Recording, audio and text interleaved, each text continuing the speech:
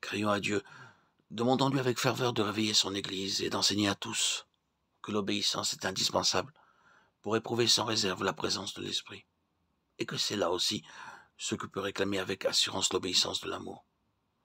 Que chacun de nous dise au Seigneur qu'il l'aime et qu'il veut observer ses commandements.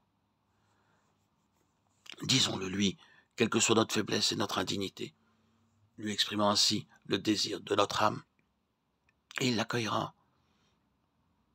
Croyons que l'Esprit demeure déjà en nous, depuis le moment où, avec obéissance et foi, nous nous sommes donnés à Jésus. Croyons aussi que nous pouvons être remplis du Saint-Esprit, chargés de nous révéler la présence de Christ en nous. Et n'ayons pas de repos jusqu'à ce qu'avec respect, amour et tremblement, nous obtenions l'assurance bénie d'être le temple du Dieu vivant, parce que l'Esprit de Dieu habite en nous. 2 Corinthiens 6,16, 1 Corinthiens 3,16. Seigneur Jésus, de tout mon cœur, je reçois ce que tu m'enseignes là, et je te prie de graver profondément dans mon cœur que l'obéissance de l'amour m'assure l'accueil de ton amour et la puissance de l'Esprit. Je te remercie de ce que ta parole nous dit de l'amour et de l'obéissance de tes disciples. Ils étaient encore loin d'être parfaits, puisque tous t'abandonnèrent, mais tu les as tous couverts du manteau de ton amour, disant d'eux, l'esprit est prompt, mais la chair est faible. Marc 14, 38. Et tu les as reçus faibles comme ils étaient, mon Sauveur. De tout mon cœur, je te dis, je t'aime, et je voudrais observer chacun de tes commandements. De nouveau, je m'abandonne à toi. Tu vois qu'au fond de mon cœur, tout mon désir est de faire ta volonté, comme on le fait au ciel. Veuille me faire écouter avec humiliation chaque reproche de ma conscience. Veuille me faire obéir sans réserve à tout moment de ton esprit. C'est dans ta mort que je place ma volonté et ma vie propre, afin que la vie de ton Saint-Esprit qui demeure en moi devienne ma vie. Amen.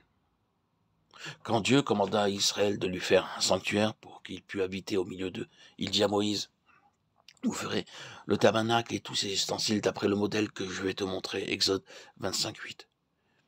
Et dans les derniers chapitres de l'Exode, il est répété 18 fois que tout avait été fait, comme l'Éternel l'avait commandé. Ce fut cette demeure-là, bâtie d'après le modèle qu'il avait donné, et qui était la parfaite expression de sa volonté que Dieu vint habiter. C'est donc la volonté de Dieu exécutée par l'homme qui prépare une demeure à Dieu. Il vient habiter dans le cœur obéissant de son enfant.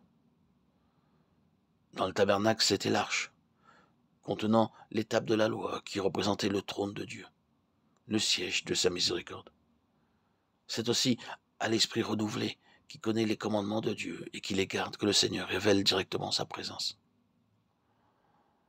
Pour que Dieu pût habiter le tabernacle, il fallut commencer par le construire. Pour cela, il fallut du temps et des sacrifices de la part du peuple. Et toi, croyant qui demande que Jésus se révèle à toi, regarde au-dedans de toi. Vois si ton cœur est préparé à lui servir de temple. Ta conscience te rend-elle le témoignage que de tout ton cœur tu cherches à connaître et à faire la volonté de ton Dieu? Ce n'est que lorsque la volonté de Dieu devient notre seule règle de conduite et que le Saint-Esprit grave dans notre cœur les commandements de Dieu, que la gloire du Seigneur peut remplir son temple. Si vous voulez que la présence de l'Esprit devienne en vous une réalité bénie, conservez une conscience bien nette, que chaque jour elle vous rende le témoignage que vous êtes conduit avec sainteté et pureté devant Dieu, selon la grâce de Dieu. 2 Corinthiens 1, 12.